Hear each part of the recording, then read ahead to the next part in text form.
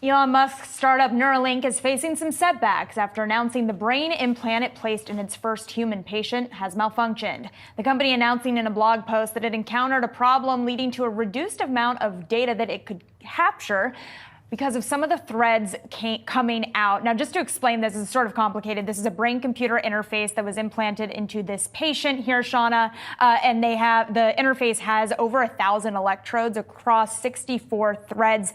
The implication here is that some of those threads are not functioning. We don't know how many, but that is a very important part of the process of having this brain-computer interface implanted into that patient's brain that allows this patient to do things like play chess without having to use his hands. If those threads are no longer functional, that's a huge issue.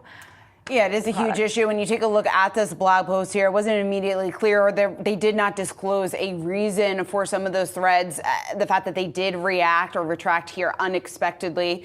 So when you talk about what exactly this means then for the patient who has a Neuralink implanted in his brain, there's many unknowns when it comes to this, obviously, since this is the first time that this has ever happened. But they are saying right now that the problem hasn't appeared to pose a risk right now to the safety of the patient, but there are talks, at least initially here, according to this journal piece, the possibility here of removing the implant, a so-called explantation here, was floated according to recent reports. So again, lots of questions just about what exactly this looks like here going forward, what exactly this means then for further adoption, obviously. And so I think there's a lot of unanswered questions at this point. But again, the focal point being the safety of the patient. It looks like at least now some discussions are taking place just in terms of what ultimately would need to happen, or about if there is this possibility of having to remove the implant. That's exactly right, Shauna. Well, this is part of a broader push that we're seeing from big tech companies looking to invest specifically in what's called neurotechnology. And this is the focus of our upcoming episode of Next. Take a look.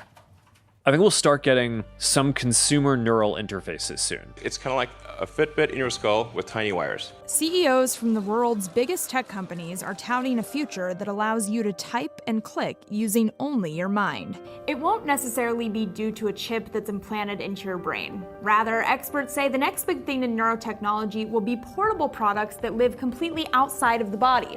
Like this.